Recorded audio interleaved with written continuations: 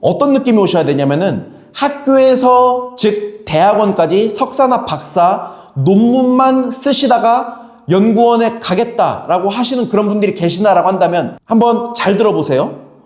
안녕하십니까, 거래피크 케빈입니다. 취업 준비 잘하고 계십니까?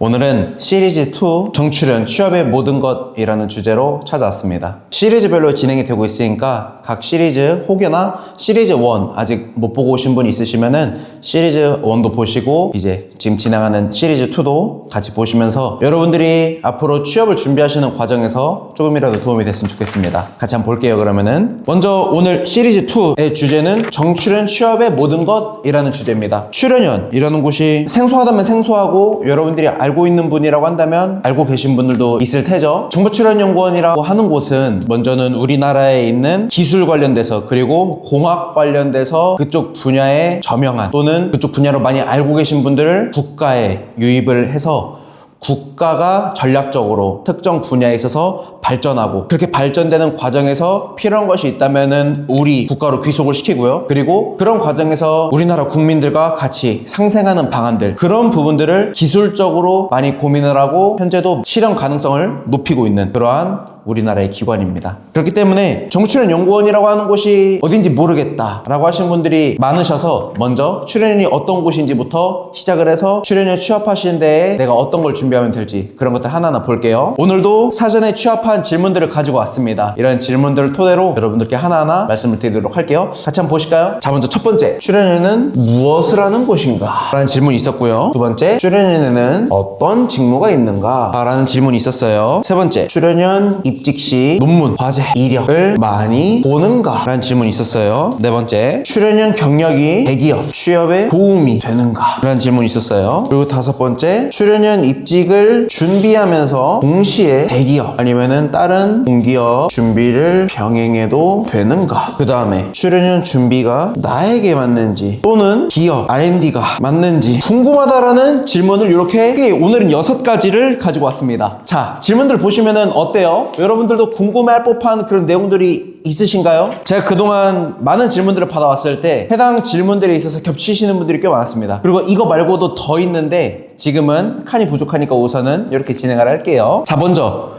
하나하나 볼까요? 우리 다른 색깔로 진행을 하도록 할게요. 자, 보겠습니다. 정보출연연구원이 뭐 하는 곳인가? 라는 그런 질문이 있었어요. 자, 먼저 정보출연연구원이 어떤 곳인지 알기 전에 우리나라 정부 구조부터 일단 알아야 됩니다. 현재 우리나라 정부 구조를 보시면은 19부 20청으로 되어 있습니다. 현재 이거는 국가기록원 들어가시면 보실 수가 있습니다. 자, 근데 먼저 청은 뭐 특허청, 국세청, 병무청 이렇게 청으로 끝나는 그런 곳이고요. 부는 과학기술정보통신부, 산업통상자원부, 보건복지부, 국토교통부라고 하면서 부로 끝나는 게 현재 우리나라 정부 구조입니다. 자, 그럼 보시게 되면은 이 부 안에 과학기술정보통신부라고 있습니다. 과기부. 이 과기부에서 과기부 산하에 있는 출연연구원이 현재 지금 25개가 있고요. 근데 NST, 국가과학기술연구회라고 있습니다. 국가과학기술연구회가 소관하는 그런 정보출연연구원의 기관은 23개입니다. 나머지 2개, 한국항공우주연구원과 한국천문연구원은 이 청에 원래는 우리나라 19부 19청이었는데 우리나라가 우주항공청이라는 게 생겼죠. 카사라는 게 생겨서 우주항공청이라는 게 생겨서 한국항공우주연구원과 한국천문연구원이 우주항공청 소관으로 들어갔습니다. 그렇기 때문에 NST 소관에서 나왔고요. 하지만 과기부에서 총괄하는 그런 부분은 25개의 출연연구원이 있습니다. 자, 근데 과기부만 이런 출연연구원이 있냐? 그게 아니에요. 옆에 있는 각 중앙 부처마다 해당 기관의 브레인의 역할을 하시는 그런 분들이 출연연구원에서 재직 중에 있습니다. 대표적으로 세종특별자치시에 지편동에 보면은 국책연구단지가 있습니다. 거기에 보면은 한국환경연구원도 있고요. 그 근처에는 법제연구원도 있고요. 국토연구원도 있고요. 각 중앙 부처의 성격을 띠고 있는 연구원들이 있고요. 그리고 그런 연구원들을 현재 NRC라고 하는 이 기관에서 현재 소관하고 있는 그러한 연구원들이 있는 겁니다. 자, 그럼 먼저 출연연구원이라고 했을 때 보통은 과학기술 쪽 관련돼서 우리가 인지하고 있는 게 많겠죠. 왜냐면은 규모가 압도적으로 많기 때문에 한 개의 중앙 부처에 25개의 출연 연구원이 있기 때문에 되게 양이 많은 거죠. 그래서 우리가 알고 있는 출연 연구원이 보통은 과학기술 쪽으로 많이 알고 있지만 사실은 과기부뿐만 아니고 다른 중앙부처에도 이런 연구원들이 있다라는 걸 먼저 인지하시고 들어가셔야 되는 겁니다. 자, 그럼 이런 연구원 대체 뭐 하는 곳인가 라고 했을 때 현재 각 중앙부처마다 다 성격이 다 다르겠죠. 먼저는 이 과기부 형태로 확인을 해보겠습니다. 자, 과학기술 쪽에 있는 출연 연구원을 보게 되면은 먼저 우리나라 과학기술 관련돼서 처음 만들어진 키스트 한국과학기술연구원이 있고요. 그 외에도 한국기계연구원도 있고요. 에트리도 있고요. 한국지질자원연구원도 있고요. 키감이죠. 한국생명과학연구원도 있고요. 핵융합에너지연구원도 있고요. 되게 많습니다. 아까 말씀드렸던 항공우주연구원과 천문연구원, 재료연구원, 전기연구원, 에너지기술연구원, 화학연구원, 원자력연구원 되게 많아요. 많은데 연구원의 리스트는 NST 홈페이지 들어가 보시면은 리스트를 쭉 보실 수가 있습니다. 그리고 우정공청 들어가 보시면은 우정공청 소관에는 한국항공우주연구원과 천문연구원이 있는 거죠. 자, 그럼 이렇게 봤을 때 지금 각 네이밍별로 앞에 뭐 기계, 원자력, 화학, 생명공학 이런 식으로 각 우리나라 과학기술 관련된 대표 분야들의 이름을 갖고 뒤에 연구원의 네임을 붙였습니다. 자, 그럼 출연 연구원이 한 일은 뭐냐면은 그 분야에 대한 전문 브레인들을 모셔와서 그분들과 함께 연구를 하고 결과를 내는 그러한 전문 기관인 겁니다. 자, 근데 결과를 낸다라고 할 때 보통 출연 연구원이 내야 되는 결과는 크게 세 가지가 있습니다. 첫 번째 특허, 두 번째 논문, 세 번째 기술 이전이 있는 거예요. 특허와 논문, 특히 세 번째 기술 이전과 특허는 연결될 수가 있겠죠.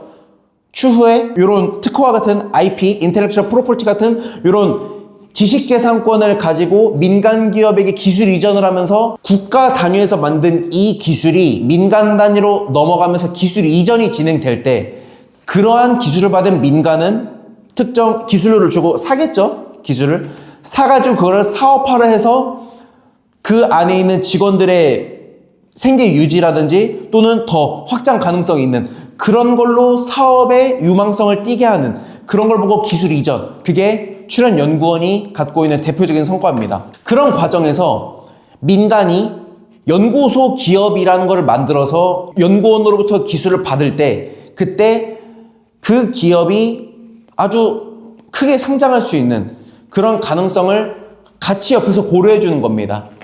그렇게 할 때 우리나라 연구소 기업 제1호가 한국원자력연구원에서 나온 기술로 만들어낸 콜마비엔 H라고 특정 제품이 있습니다. 저도 그거를 즐겨 먹고 있고 건강식품으로서 잘 먹고 있는데 그런 것들을 알고 해당 제품을 보면은 되게 재밌는 거예요. 그런 거에 있어서 나온 대표적인 산물인 거죠. 그래서 정부출연연구원은 그 중에서도 제가 방금 말씀드렸던 거는 한국원자력연구원이라는 곳에서 나온 기술을 가지고 기술 이전을 했고요. 그걸 가지고 사업화를 해서 어쩌면은 저와 같은 민간인도 거기서 나온 기술의 제품을 활용하고 있는, 사용하고 있는 그런 거겠죠.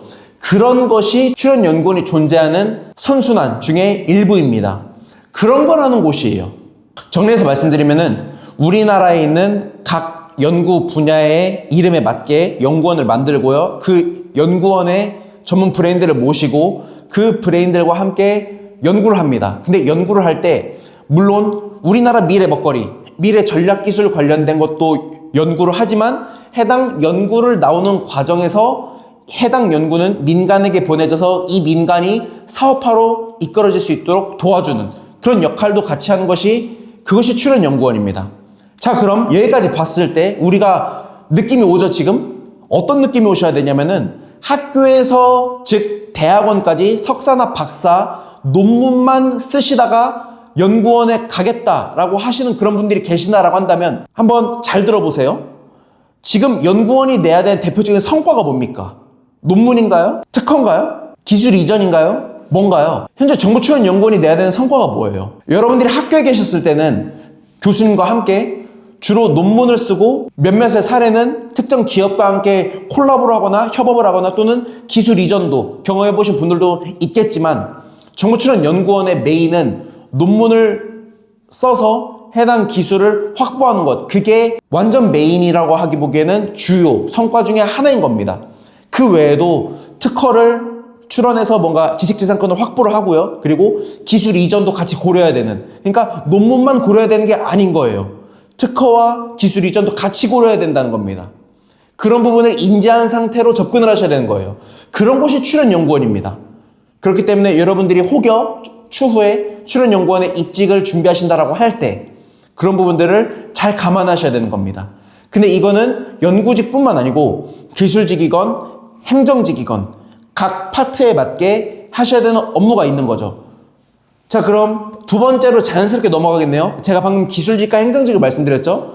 기술직과 행정직 그리고 연구직이 있는 겁니다. 여기 두 번째는 연구직이 있고요. 그 다음에 기술직 있고 행정직이 있습니다. 출연연구원에는 연구직, 기술직, 행정직이 있습니다. 연구직은 제가 방금 말씀드렸던 것, 우리 해당 연구원의 브레인 역할을 하는 그런 분들입니다. 우리 연구원이 앞으로 어떤 연구를 할지, 어떤 전략을 짤지 그런 부분들을 같이 고민할 때, 근데 어떤 전략을 짤지는 기술직 분들과 행정직 분들도 같이 고민이 들어가는 거고요. 기술직 분들은 실험할 때 해당 분야에 대한 전문적인 지식과 오래된 노하우를 토대로 연구직 분들이 실험하시는 데에 어려움이 없도록 같이 옆에서 도와주는 그런 역할도 하고요. 그리고 전산 관련된 부분도 우리 연구원 내부 인트라넷망이나 또는 외부의 전산 공격 또는 내부에 있는 데이터를 지키고 보호하는 그런 업무라는 것이 그게 기술직이고, 행정직은 대내외 협력을 하거나 연구직이나 기술직 분들이 특정 연구를 하거나 실험을 할 때 필요한 예산이나 장비 같은 것이 있으면은 예산을 같이 봐주기도 하고요. 문서를 교환하거나 특정 곳과 협업을 해야 된다라고 할 때 사전에 논의해서 원활하게 진행될 수 있도록 업무를 하는 것이 그게 행정직 분들입니다. 각 파트에 맞게 하신 역할들이 다 다른 거예요. 그러니까 이런 부분들 잘 감안하시면 좋을 것 같습니다. 그리고 제가 아까 기술 이전 관련돼서 말씀드렸었는데 요 행정직 분들께서 하시는 주요 업무 중에 하나가 홍보 파트입니다. 마케팅 관련된 거죠. 그래서 현재 우리 출연연구원에서 나온 그런 연구들, 어쩌면은 비전공자분들이 보시면 어려울 법한 그런 내용들이 참 많습니다. 그런 부분들을 어떻게 하면 쉽게 풀어낼 수가 있을까? 왜냐면은 국가에서 만든 연구원이고 그 국가에서 만들었다고 하는 거는 거기서 나오는 세금은 국민이 낸 거겠죠.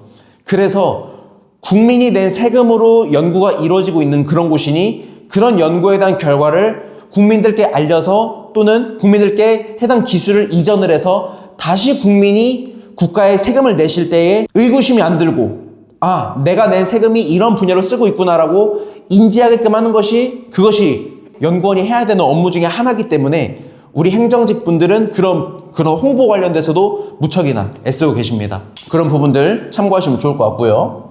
자, 그 다음에 출연인 입직 시 논문, 과제, 이력을 많이 보는가? 많이 보죠.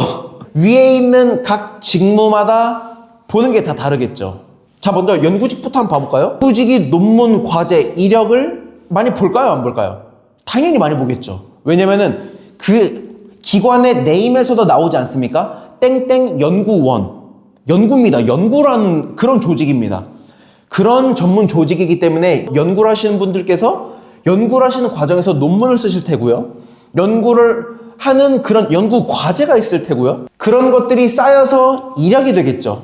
그래서 연구직 분들은 논문, 과제, 이력 다 보겠죠. 물론 특허 출원 또는 등록까지 가신 것, 그리고 아니면 그 외에 다른 지식재산권들, 실용신안 같은 것도 괜찮겠죠.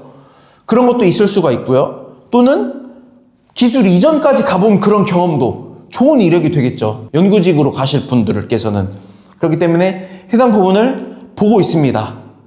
그리고 연구직으로 지원하실 분들은 SCI급 논문 2편 이상 갖고 있어야 된다라고 하는 공고가 많이 올라오기 때문에 그런 부분들 참고하시면 될 것 같아요. 기술직 분들도 마찬가지입니다. 기술직 분들께서는 어쩌면은 내가 어떤 과제에 관련된 기술을 여러분들이 테크니컬적으로 해결했는지 또는 보안적인 관점에서 여러분들이 지켜냈는지 그런 것들 과제와 이력 관련돼서 많이 보겠죠. 행정직 분들도 마찬가지입니다. 행정직 분들도 이력 관련돼서 보겠죠.